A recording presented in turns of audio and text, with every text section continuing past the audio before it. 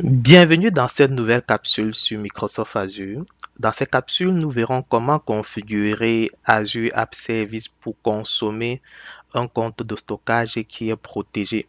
Alors, la configuration que nous allons faire peut s'appliquer pour toute instance d'Azure App Service qui veut consommer tout autre service dans Azure qui est protégé, notamment Azure SQL Database, un service bus, etc. OK, donc la configuration qu'on va appliquer ici, vous pouvez appliquer également la même configuration à quelques exceptions près. Si vous avez une application web dans Azure App Service qui doit consommer tout autre service de Microsoft Azure qui est protégé via l'isolation réseau. Alors, comme vous pouvez le voir avec l'image qu'on a à l'écran, nous avons tout simplement notre compte de stockage qui est intégré au réseau VNet Demo.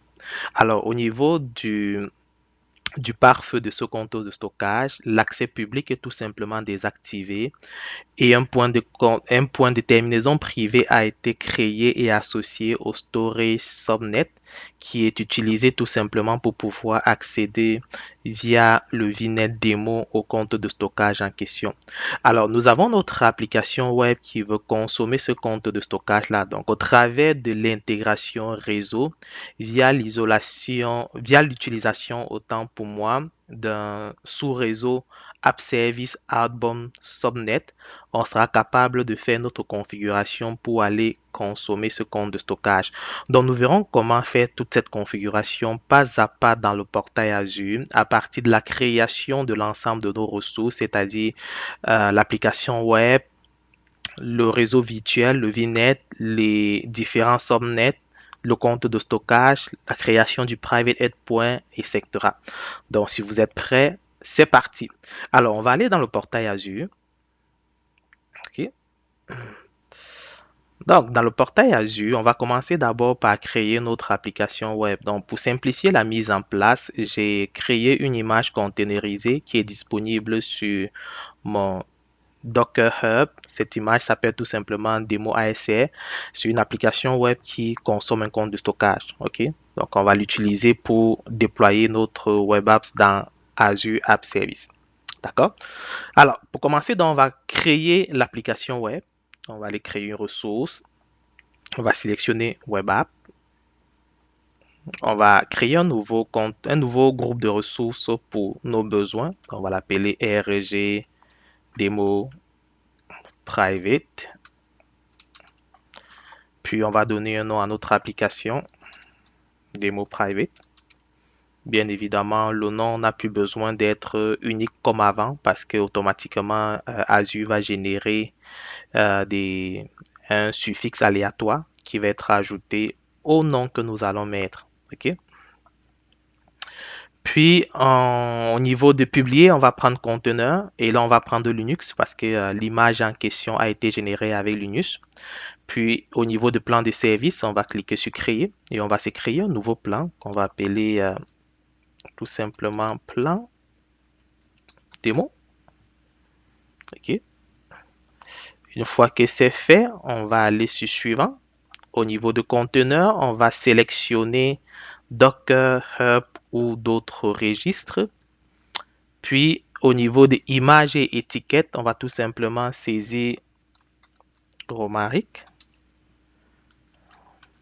backslash.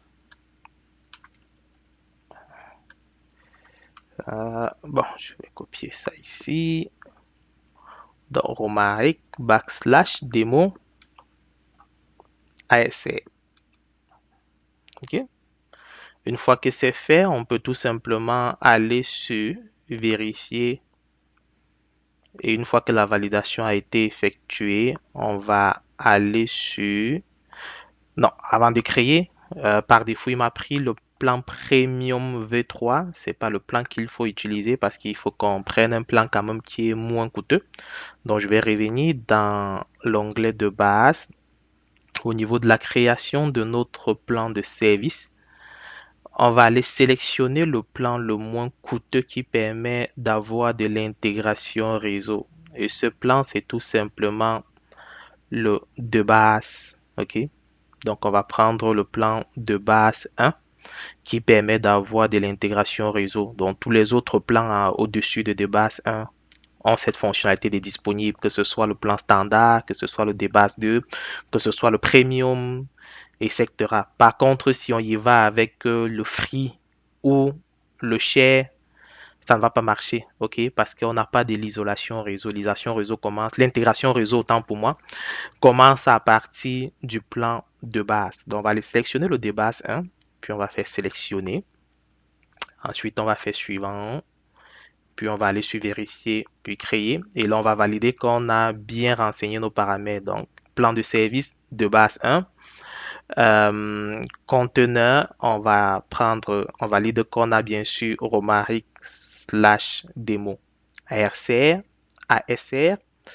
Puis, si tout est correct, on va cliquer sur créer pour qu'il démarre la création de notre groupe de ressources et de notre plan de service avec l'app service. Et une fois que la création va être effectuée automatiquement, il va aller déployer notre application en utilisant l'image de conteneur que nous avons renseigné. OK? Donc, pendant qu'il le fait, le groupe de ressources a déjà été créé. On peut passer à la création de notre compte de stockage. OK? Donc, on va créer le compte de stockage. On va ajouter une ressource.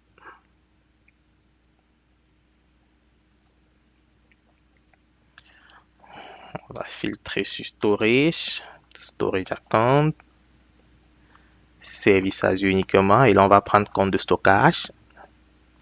On va aller sur créer. On va donner un nom, st démo, pour que le nom soit unique. On va prendre le niveau LRS. Donc, on n'a pas besoin de remplir la liste de roulants service principal. Donc, on peut laisser par défaut comme tel que. Donc, au niveau de redondance, on va prendre LRS pour que ce soit le moins coûteux possible. Une fois que c'est fait, on va aller tout simplement sur vérifier et créer. OK? Donc, on va faire créer. Alors, une fois que notre compte de stockage est créé, on va accéder à la ressource. On va aller récupérer sa chaîne de connexion. Donc, on va aller au niveau de clé d'accès. On va afficher la chaîne de connexion et on va faire un copier. OK?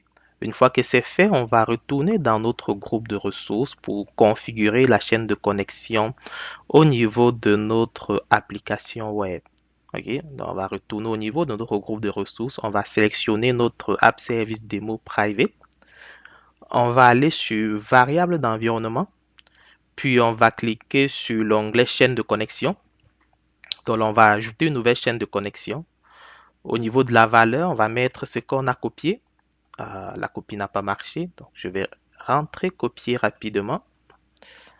Donc, je vais afficher et copier dans le presse-papier.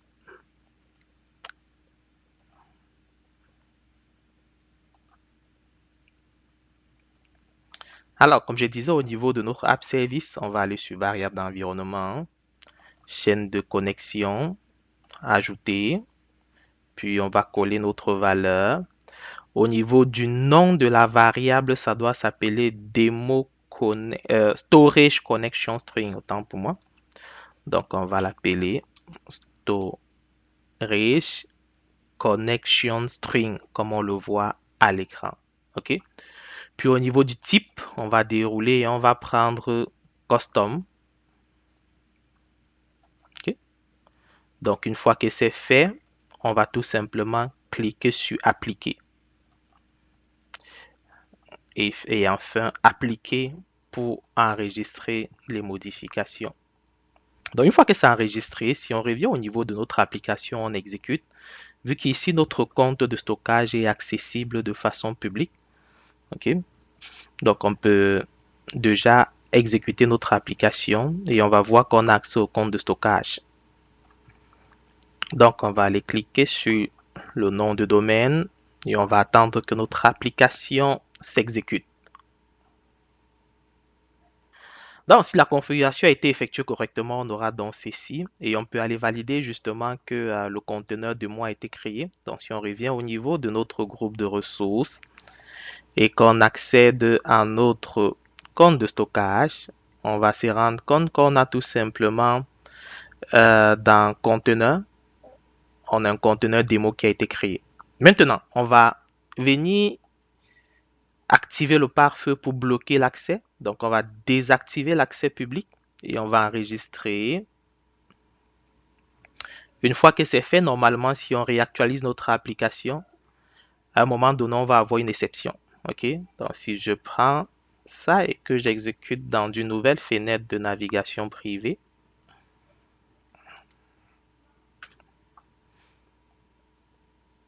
je crois que, est-ce que j'ai sauvegardé ici? Parfait.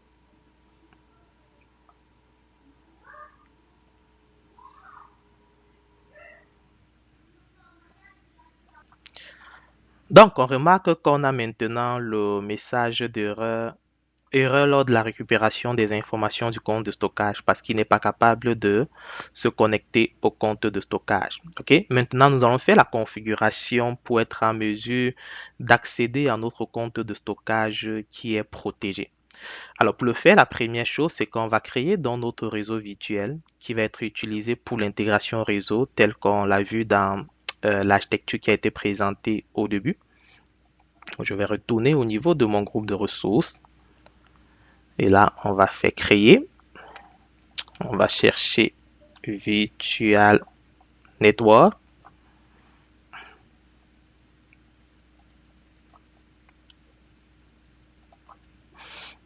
Parfait.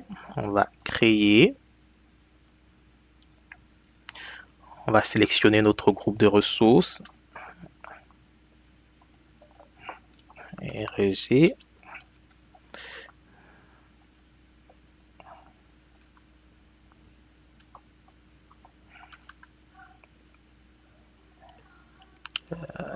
Démo.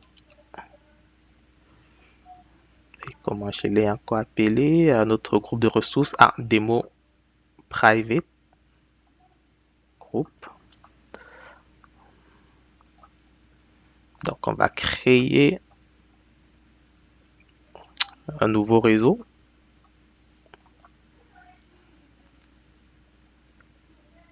Donc, on va lui donner le nom UVNet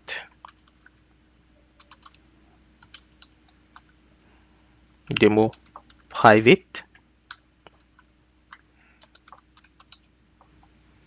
Et on va aller sur vérifier et créer. Maintenant, on va créer les deux subnets dont on a besoin pour faire notre configuration. Donc, on a tout simplement le subnet App Service Outbound Subnet et le subnet Storage Subnet. On va commencer par le subnet Outbound. Donc, on va aller sur sous-réseau. On va cliquer sur créer un sous-réseau. Puis, on va donner le nom. On va laisser l'adressage par défaut. Donc, au niveau de point de terminaison des services, on va chercher web, Microsoft.web. On peut aussi mettre Microsoft.storage. Normalement, ça ne devrait pas, qu'on le mette ou pas, ça ne devrait pas poser problème. On va cliquer sur ajouter. Puis, on va aussi ajouter le sous-réseau Storage Subnet. Donc, pareil, on va le créer. Donc, au niveau de point de terminaison des services, on va prendre Microsoft.storage. Et là, on va cliquer sur ajouter. Parfait. Maintenant, on va retourner au niveau de notre compte de stockage.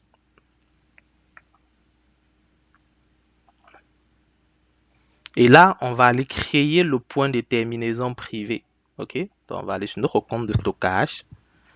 On va aller sur mise en réseau. Puis, on va aller dans l'onglet connexion de points de terminaison privée.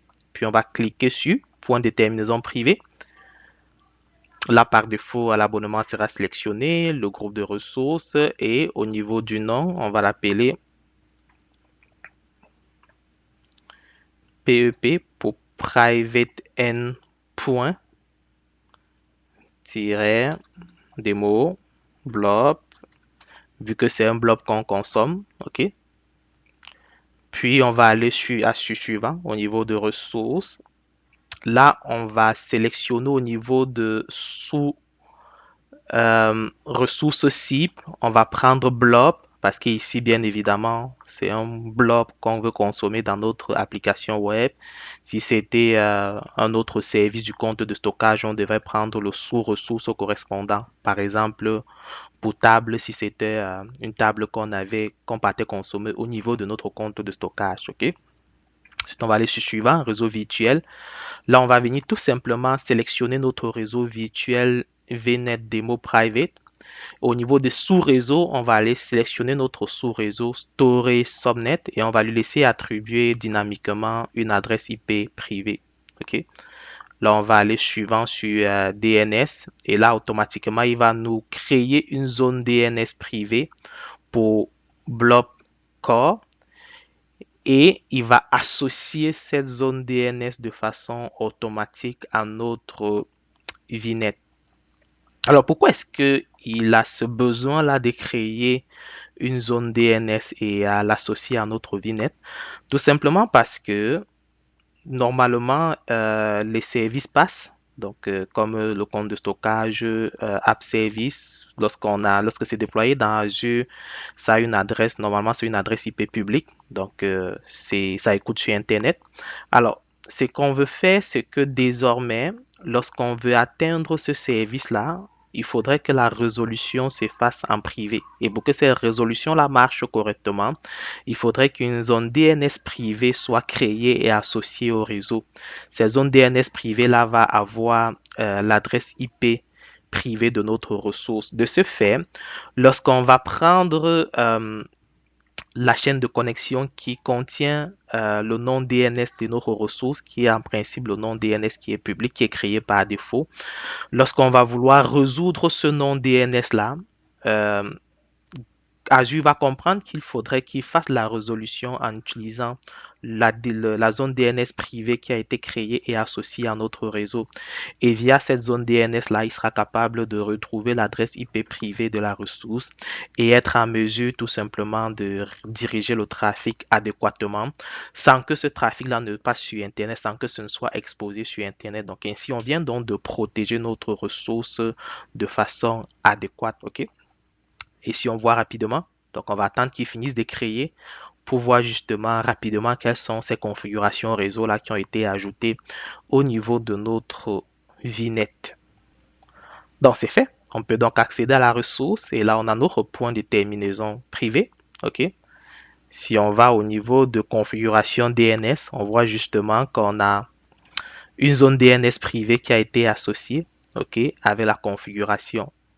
D'accord. Puis, si on revient dans le groupe de ressources, ok, on revient dans le groupe de ressources, on va dans notre VNet,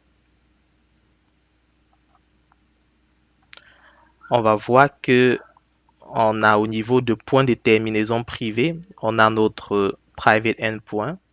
Au niveau des points de service, on a les points de service web et storage qui ont été activés. Ok. Au niveau de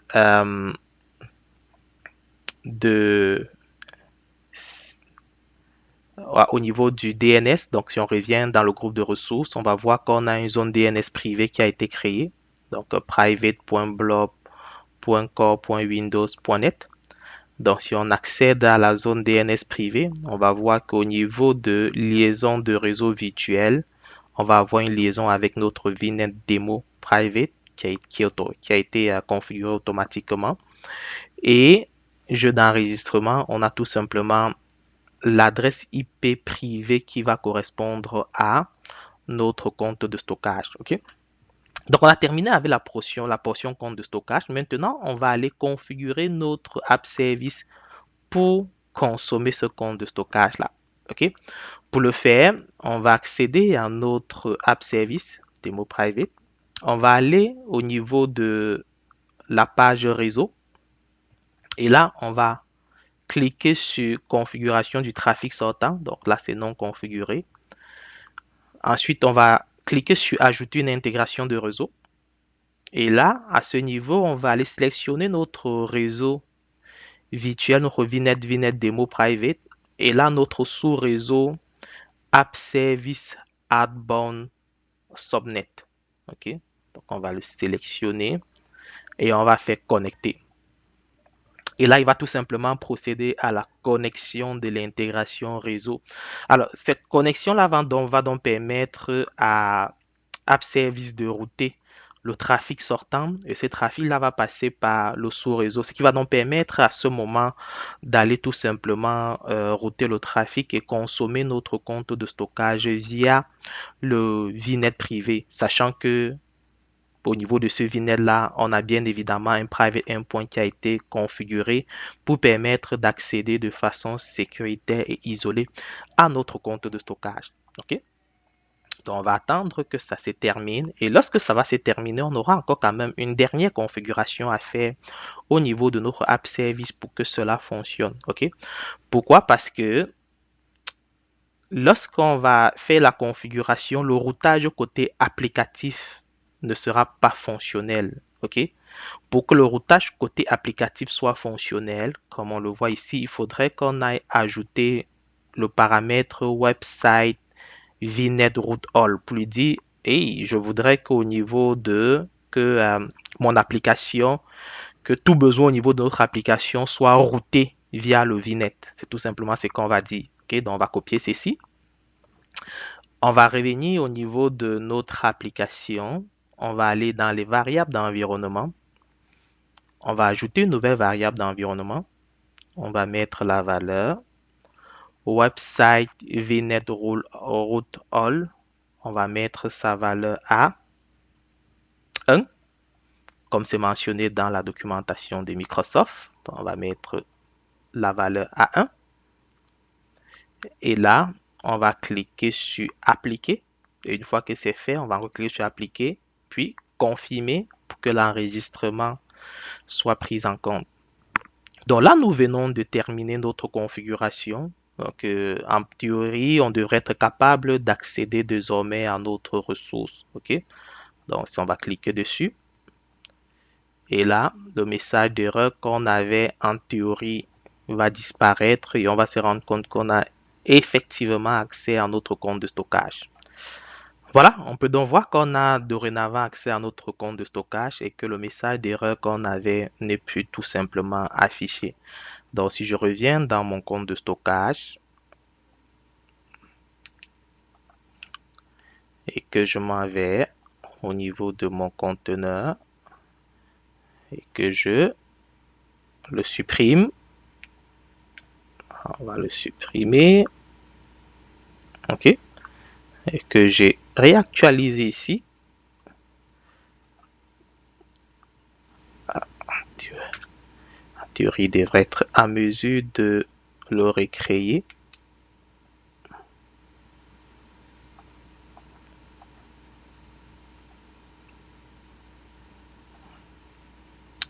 Donc, je réactualise ici. Donc, vous voyez, finalement, quand je réactualise, le conteneur de moi a été créé. Donc, si je reviens au niveau de mon compte de stockage, on va voir qu'il a tout simplement recréé le compte de stockage démo.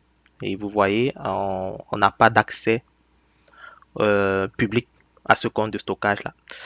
Donc, ce que nous voulons de faire, c'est tout simplement de voir comment est-ce qu'on peut configurer de l'intégration réseau pour une application web pour qu'elle puisse aller consommer d'autres ressources parce qu'ils ont de l'isolation réseau. Donc la configuration qu'on a fait peut s'appliquer à un compte de stockage, ça peut s'appliquer à une Azure SQL Database, ça peut s'appliquer à un Cosmos DB, ça peut s'appliquer à un service bus. Bref, tout service passe dans Microsoft Azure sur lequel on a de l'isolation réseau. Merci pour votre écoute. À la prochaine.